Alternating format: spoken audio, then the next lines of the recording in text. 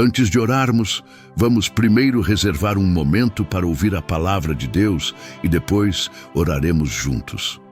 O primeiro livro de Samuel, capítulo 16, versículo 7, declara esta poderosa verdade.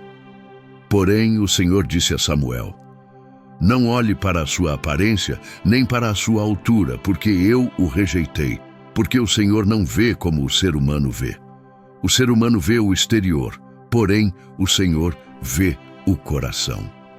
Vamos repetir esta linha novamente. O Senhor vê o coração. O que isso significa? Significa que onde o mundo vê falhas, Deus vê um futuro. Onde a sociedade aplica rótulos de fracasso, dívida e amargura, Deus escreve um novo nome, uma nova identidade. Significa que a avaliação de Deus sobre quem você é transcende completamente a sua aparência, o seu histórico, as suas fraquezas e as opiniões dos outros. Ele não se impressiona com currículos humanos, mas se inclina para inspecionar a profundidade da alma, o anseio por mudança, a semente de fé que ali reside. Para Deus, seu potencial não está no que você já realizou, mas no que Ele pode realizar através de você quando você entrega a Ele o seu coração. Para entender o sentimento de estar desacreditado e a necessidade de enxergar o potencial, quero que você imagine a metáfora de uma caverna escura. Pense nas suas características físicas. A entrada é estreita, quase oculta. O ar é frio, úmido e estagnado. Uma vez lá dentro, a escuridão é total, desorientadora, e cada som ecoa de forma assustadora. As paredes de rocha fria parecem pressionar de todos os lados, criando um sentimento de confinamento e isolamento. É um labirinto onde é fácil se perder. Um lugar onde a esperança parece distante e a luz do sol é apenas uma memória. Não é apenas uma imagem poética, mas uma realidade espiritual para muitos. Esta caverna, como a de Adulão para Davi, pode parecer um esconderijo, mas também pode se tornar uma prisão de medo, onde o potencial é enterrado sob camadas de escuridão e desespero, esperando por uma voz que chame para fora. Um momento tudo parece estável. E no próximo, você se encontra encurralado nesta caverna escura, sentindo-se como aqueles homens que se juntaram a Davi, oprimido por dívidas que sufocam, não apenas financeiras, mas dívidas de esperança, de sonhos e de relacionamentos quebrados, deixando-o em um estado de constante aperto. Amargura de espírito, um veneno que corrói a alma, nascido de traições, decepções e injustiças que o fizeram construir muros ao redor do coração. Perseguição implacável, seja por um inimigo visível ou pelas vozes internas da autocrítica e da condenação que o caçam sem trégua. O peso de ser desacreditado por todos, carregando o rótulo de problemático, instável ou caso perdido, que a sociedade, a família ou até mesmo você impôs sobre si. Uma profunda sensação de inadequação, comparando-se constantemente com os outros e sentindo que nunca será bom, forte ou santo o suficiente. A desorientação de um propósito perdido, vagando pela vida sem direção, como se estivesse em um labirinto escuro, sem mapa ou saída. O isolamento profundo, sentindo-se completamente só, mesmo no meio de uma multidão, desconectado e incompreendido em sua luta silenciosa. Mas aqui está a esperança. Enquanto o mundo vê um grupo de homens quebrados em uma caverna escura, Deus vê o quartel-general de seu futuro exército de valentes. A solução divina é a sua perspectiva, que transforma um lugar de refúgio e vergonha em um campo de treinamento para a glória. O conceito teológico fundamental que a caverna de Adulão nos ensina é o da transformação divina através da associação pactual. Deus não opera primariamente chamando os que já estão prontos, mas capacitando os que Ele chama. Vemos um contraste gritante entre a liderança de Saul e a de Davi. O primeiro livro de Samuel, capítulo 14, versículo 52, afirma que Saul, ao ver um homem forte e valente, o recrutava para si. Saul buscava o produto final. Davi, por outro lado, acolheu a matéria-prima. O primeiro livro de Samuel, capítulo 22, versículo 2, descreve seu grupo como homens em dificuldades, os que tinham dívidas e todos os amargurados de espírito. Eram os rejeitados, os quebrados, os problemáticos. No entanto, estes mesmos homens se tornariam os valentes de Davi, guerreiros de elite mencionados no segundo livro de Samuel, capítulo 23. Este princípio revela que o reino de Deus é um ambiente de forja.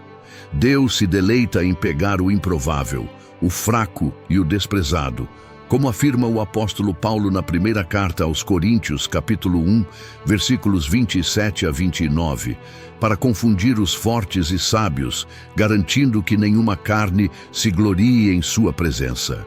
A caverna foi o lugar onde a fraqueza humana encontrou a graça capacitadora de Deus, através de um líder que via o coração. Para aprofundar essa verdade, a Bíblia nos apresenta a poderosa metáfora do vale de ossos secos. Em Ezequiel, capítulo 37, o profeta é levado em espírito a um vale repleto de ossos humanos, completamente secos, espalhados e sem vida. Representavam a nação de Israel, em exílio, sem esperança e espiritualmente morta.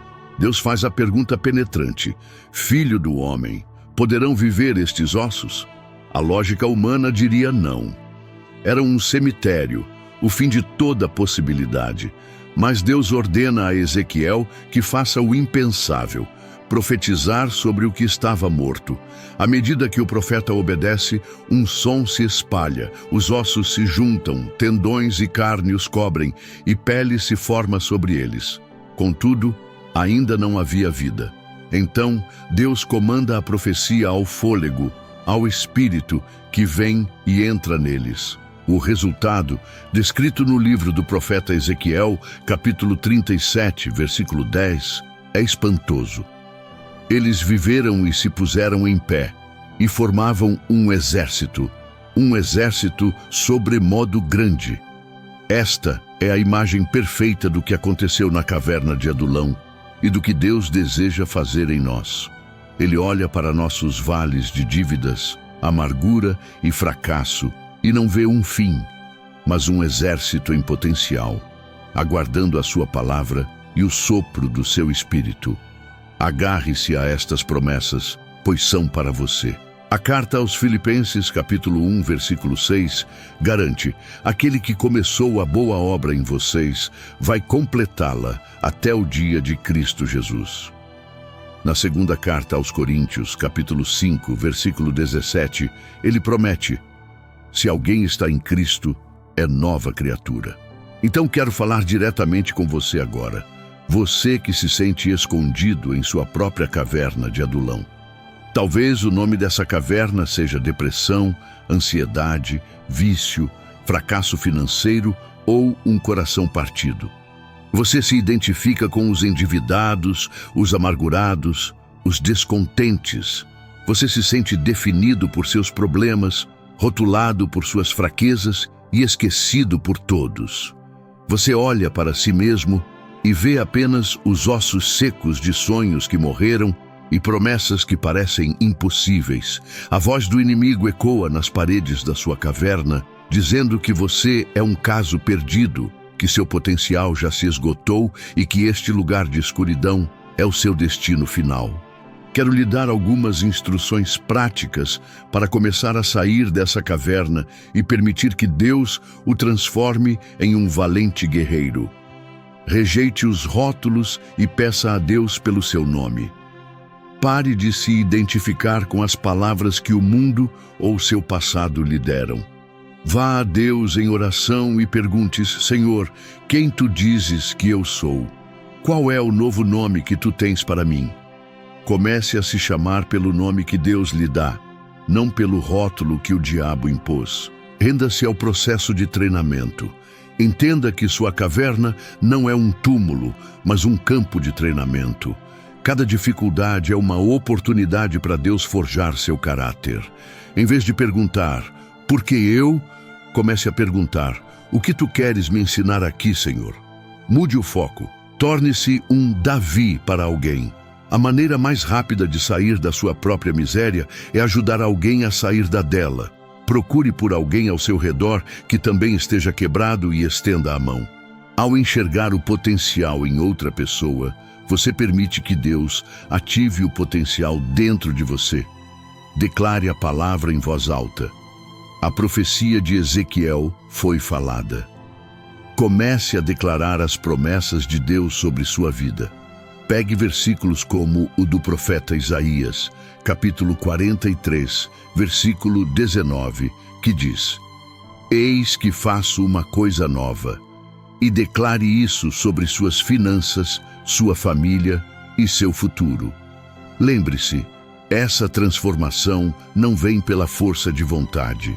Ela é obra do poder de Jesus Cristo, que não tem medo de entrar na sua caverna escura. Ele não veio para os sãos, mas para os doentes, não para os justos, mas para os pecadores. Ele é o Davi maior que nos encontra em nosso quebrantamento para nos fazer mais do que vencedores. Agora, vamos levar tudo isso a Ele em oração. Agora, vamos orar juntos. Pai, Tu és um Deus santo, maravilhoso, redentor, restaurador, fiel, onisciente e onipotente. Tu és aquele que vê o coração, que não se deixa enganar pelas aparências ou limitar pelos nossos fracassos. Nós te adoramos, porque enquanto o mundo nos descarta, Tu nos recolhes. Enquanto a lógica humana nos condena, Tua graça nos convida. Nós te exaltamos porque Tu és o Deus que se especializa no impossível, o oleiro que não joga fora o vaso quebrado, mas o refaz com amor e poder. Tu és o Rei que escolheu nascer numa manjedoura e o Salvador que transformou uma cruz de vergonha em um trono de glória. Teu nome é digno de todo o louvor, pois Teu olhar não é de julgamento, mas de potencial. Tu és o Deus que vê um exército em um vale de ossos secos. Por isso, te adoramos hoje. Há momentos em minha vida, ó Deus, quando confesso que me sinto exatamente como aqueles homens na caverna de Adulão. Eu confesso que me sinto endividado em esperança, amargurado por feridas passadas e completamente desacreditado até por mim mesmo. Às vezes, eu ouço as mentiras que dizem que sou um problema, que minha situação não tem conserto, que sou apenas mais um osso seco no vale. Minha alma se abate e se perturba dentro de mim. Mas mesmo nestes momentos de não entender o porquê, eu ainda escolho confiar no quem. Eu confio em Ti, meu Deus, porque a Tua palavra no livro dos Salmos, capítulo 42, versículo 11, me ensina a dizer à minha própria alma: espera em Deus, pois ainda o louvarei, a Ele, meu auxílio e Deus meu. Eu entrego minha fraqueza e minha confusão em Tuas mãos soberanas, confiando no Teu caráter imutável. Então, agora mesmo eu levanto o nome que está acima de todo outro nome, o nome de Jesus Cristo. Tu, Jesus, és o leão da tribo de Judá, a rocha eterna, a raiz de Davi, o bom pastor e o capitão da nossa salvação. Tu és aquele que desceu à nossa caverna para nos trazer para a Tua maravilhosa luz. E em nome de Jesus, pela autoridade que me foi dada como Filho de Deus, eu ordeno que toda voz de acusação, todo espírito de amargura e toda mentalidade de dívida se calem agora. Eu falo à tempestade em minha alma, às montanhas de impossibilidade diante de mim e digo: paz, aquieta-te. Eu rejeito o rótulo de fracasso e recebo a identidade de valente do Senhor. O poder que ressuscitou a Cristo dentre os mortos vive em mim, e por esse poder eu me levanto da poeira do desânimo e da escuridão do medo. A caverna não é meu fim, é meu ponto de partida para a vitória em Cristo Jesus. Eu te peço agora, Senhor, muda a minha perspectiva. Tira os meus olhos do tamanho dos meus problemas e coloca-os na imensidão do Teu poder. Eu peço por 5 transformações milagrosas em minha vida. Primeiro, transforma minha visão para que eu enxergue a mim mesmo e aos outros como tu vês. Segundo, transforma minha amargura em um testemunho poderoso da tua graça redentora. Terceiro, transforma minhas dívidas espirituais e emocionais em uma abundância de propósito e paz. Quarto, transforma meu isolamento em uma conexão profunda com teu corpo, a igreja. E quinto, transforma meu medo paralisante em uma ousadia santa para cumprir teu chamado. Tu não és apenas meu juiz, tu és meu advogado e justificador. Tu não és apenas meu Criador, tu és meu Pai que me ama. Eu me apego à verdade da carta aos Hebreus, capítulo 11, versículo 1, que a fé é a certeza daquilo que espero e a prova das coisas que não vejo. Eu te peço que aumentes a minha fé para crer na tua obra transformadora agora. Baseado na promessa da tua palavra na carta aos Romanos, capítulo 8, versículo 28, que todas as coisas cooperam para o bem daqueles que te amam, eu declaro que esta caverna está cooperando para o meu bem. Eu declaro que este lugar de quebrantamento está se tornando um lugar de força. Eu declaro que minhas dívidas estão sendo canceladas pela superabundante graça de Cristo. Eu declaro que a amargura está sendo arrancada pela raiz e substituída pelo óleo de alegria. Eu declaro que não sou um problema para Deus, mas um projeto nas mãos do Mestre Construtor. Eu declaro que Deus está me transformando de um fugitivo em um guerreiro. Eu declaro que o potencial divino que Deus depositou em mim não será sufocado, mas virá à tona para a sua glória. Eu rejeito a mentira de que estou sozinho, a mentira de que meu passado define meu futuro e a mentira de que sou um caso perdido. Em nome de Jesus, meu futuro é brilhante, minha esperança é certa e minha vitória é garantida. Tu és meu escudo, minha fortaleza, meu libertador, meu pastor, meu rei, minha rocha, meu redentor, meu amigo fiel e meu pai amoroso. Tu és o mesmo ontem, hoje e eternamente. Tua fidelidade não falha e tuas misericórdias se renovam a cada manhã. Obrigado, Jesus, por ouvir minha oração e por entrar na minha caverna. Obrigado por me chamar pelo nome e por ver em mim um valente. Ser glorificado agora e sempre na minha vida e através da minha vida, no nome poderoso e eterno de Jesus Cristo. Eu oro. Amém. Se esta oração tocou seu coração, por favor, digite amém como um sinal de fé. Eu oro para que cada bênção nesta oração esteja agora sobre você, em nome de Jesus. E se você precisa de uma oração especial, sinta-se à vontade para nos informar nos comentários. Teríamos a honra de orar por você. Que a graça e a paz de nosso Senhor Jesus Cristo estejam com você sempre.